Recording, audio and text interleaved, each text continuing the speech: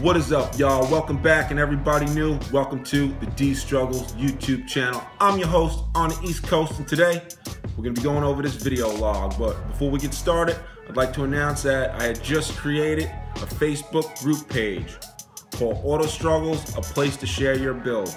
So I've seen a lot of people down in the comments was mentioning either they had just got a car that they wanted to start working on and building, or they have a car that they've been building for a while, or they've been thinking about getting one. So I figured it'd be a nice little community thing for everybody that's a part of the channel to connect with one another. So yeah, if y'all want to come join it, you're more than welcome to. Come check it out. Hopefully we can get it growing. So yeah, I'll throw up on the screen the page, the picture of the group, so y'all can find it if you want. And yeah, we'll see how it goes. All right, yeah, let's dig into this video log, because yeah, y'all see.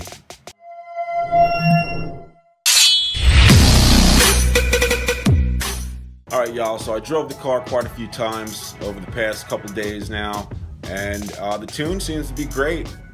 Seems like it's running good, it's driving good, starting up, it's not stalling out no more. The only thing that I've noticed that's been going on is I'm getting a few little bleeps of knock, as you can see right here. And it's going up to about 5.2. So that's the one thing I'm trying to remedy. I did some research on what could be causing it. So first thing I'm gonna try is the gas. Now the gas has been in that car for about 3 going on 4 months now. And it didn't smell that great when I first got it. So I actually bought a jug of octane booster and some new gas, and we're gonna add the octane booster and a couple gallons of new gas in there, and maybe that'll help. I'm not sure, but there's quite a few other things that it could be. Maybe it needs the timing readjusted, but the air-fuel ratios seem to be great. And again, it's been running great. It's just I'm getting those few little bleeps of knock on there. So. But also, yeah, that knock could be false knock as well, because I noticed with that turbo setup I have on there between 2,000, and that's where I'm getting the knock. It's usually in between 1,000 and 2,000 RPM. And I noticed also that when I let off the throttle between 1,000 and 2,000 RPM, there's a lot of vibrations from the turbos, probably mainly because I didn't make any turbo braces, manifold braces, to hold the turbos, so they're kind of just hanging there.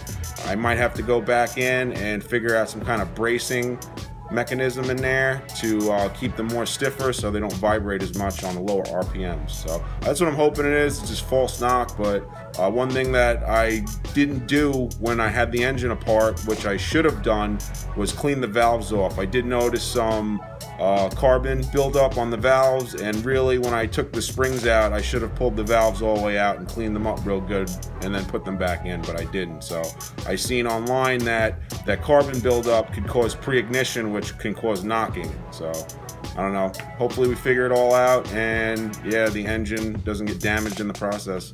All right, so this is the octane booster that I got. It says Racing Formula Lucas. I got a nice name brand one. I could have went with the store brand one for like $3.50, but I ended up paying $12 for this. There we go.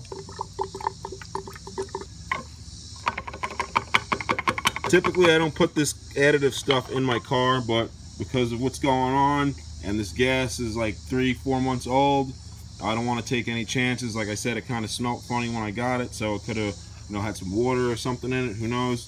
So hopefully this you know, gets it boosted up just a bit, just in case. Now it says 3 times the boost, and it even says on here it takes 10 octane points to equal 1 octane number. So I'm thinking that because this says 3 times, this should increase it by 3 numbers.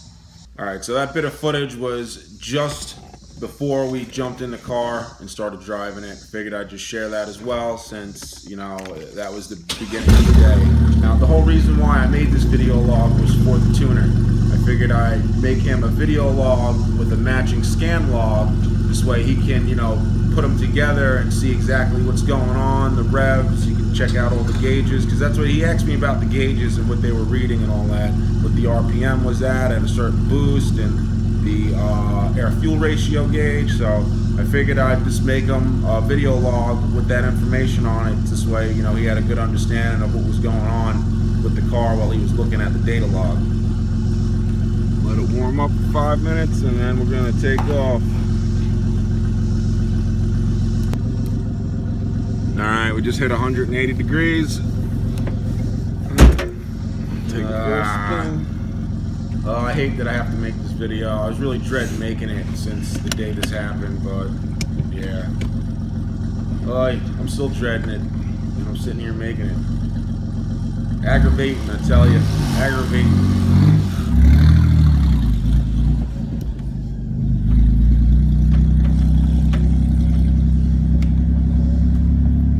So I pull up the driveway, get to the end of the driveway. Sounding good, running good.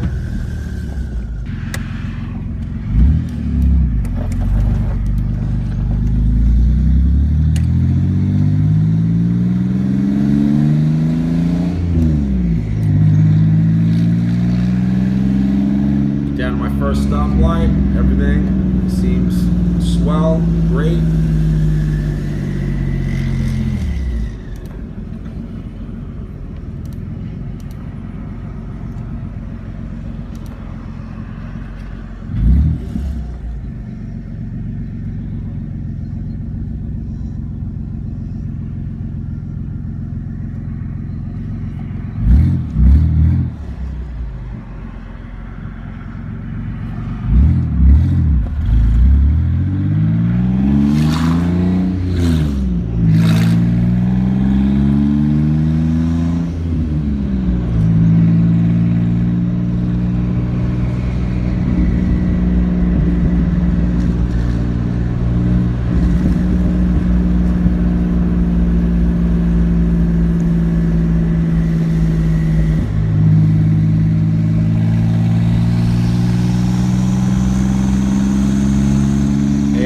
They're reading great.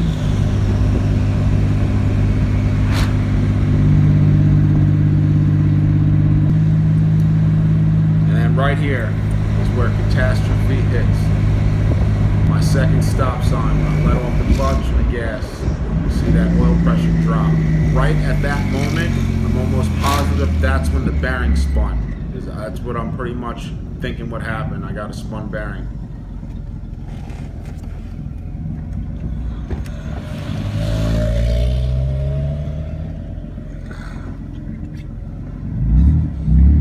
Pressure dropped down and it was sitting between 1/4 and 1/2.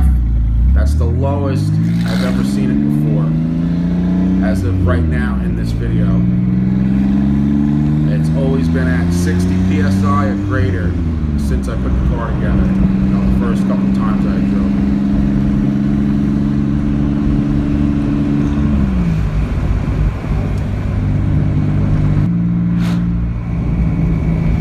You'll see here at the third stop sign, the oil pressure when I let off the gas and the clutch drops even more.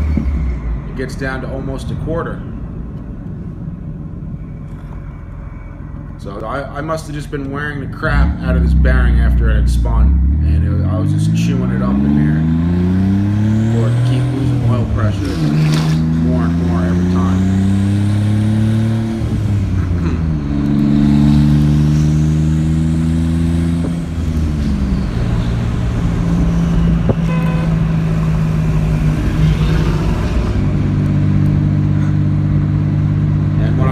This video, the tuner had not even went over any of the logs that I had sent him. We were supposed to be going over the logs this coming weekend, and I figured I'd make a video log, you know, to go with it.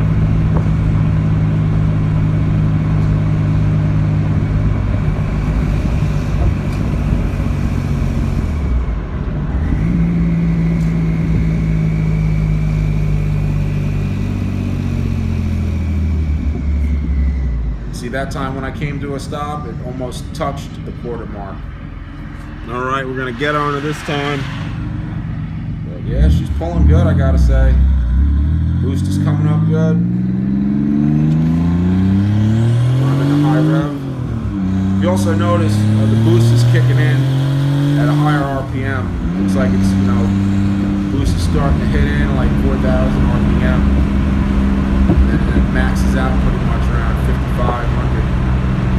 So it seems my wastegates are working good. It's actually going all the way up to about 7 psi, and that's when the wastegates actually open.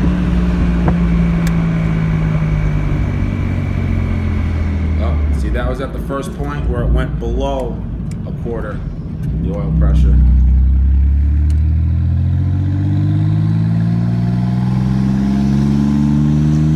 And then also at this point when I'm on the throttle, the oil pressure ain't even going above 60 where before it was. Usually every time I was on the throttle, I would have over 60 psi of oil pressure.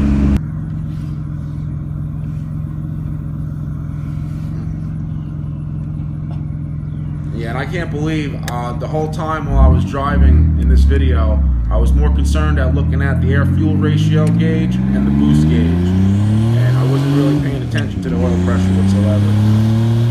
I wish I was paying attention to the oil pressure, because if I would have caught that in the beginning of this run, I probably would have just turned around and went home. This way I probably would have caused a lot less damage to that rod and bearing. So here we are, this is the last pull, where I let her rip. Pretty much sent it on this one. See, now it's sitting at a quarter at idle.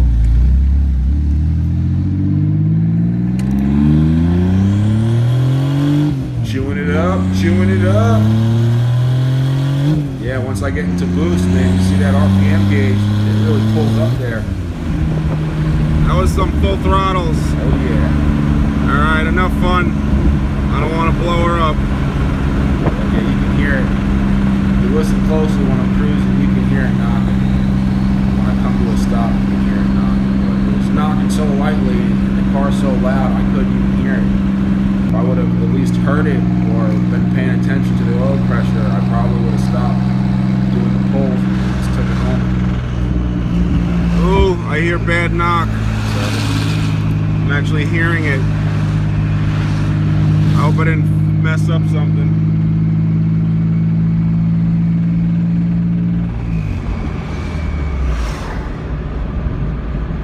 Yeah, she don't sound good.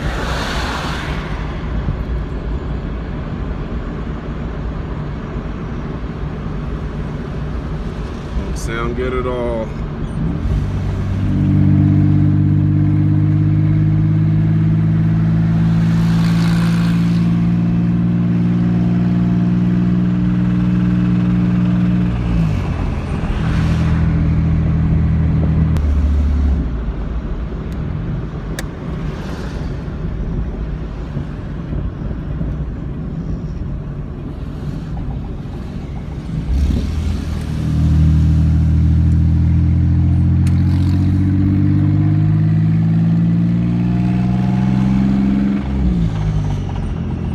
I think I messed her up, Dan.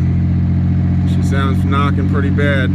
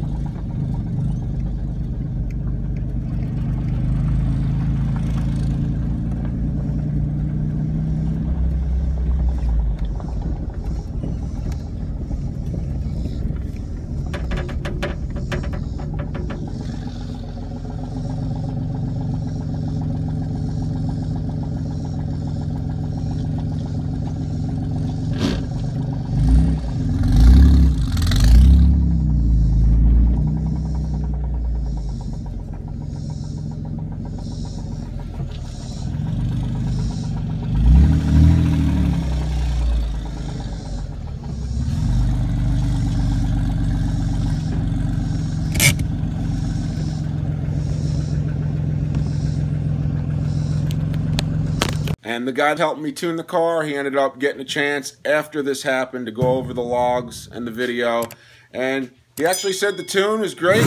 He told me that he thought he probably would have had to send me about 3 or 4 different tunes to get it right. But he said it looked like it was right on the first one. He said the only thing that he noticed was the, because I still have the stock injectors in, the duty cycle on the injectors was maxing out.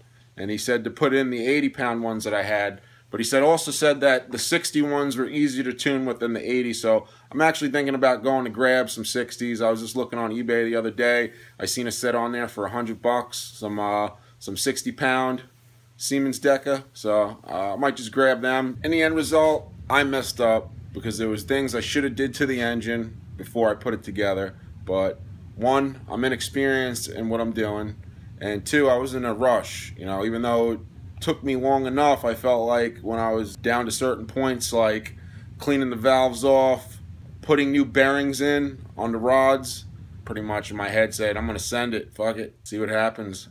And this is what happened. I got about 5 good joyrides out of her, and yeah, she ain't knocking. But she may be down right now, but she ain't out. We got a game plan to get her back on the road, and I'm gonna go over all that in the next one. So that's it for this one, y'all. Peace and love, keep it real, and I'll see y'all on the next one.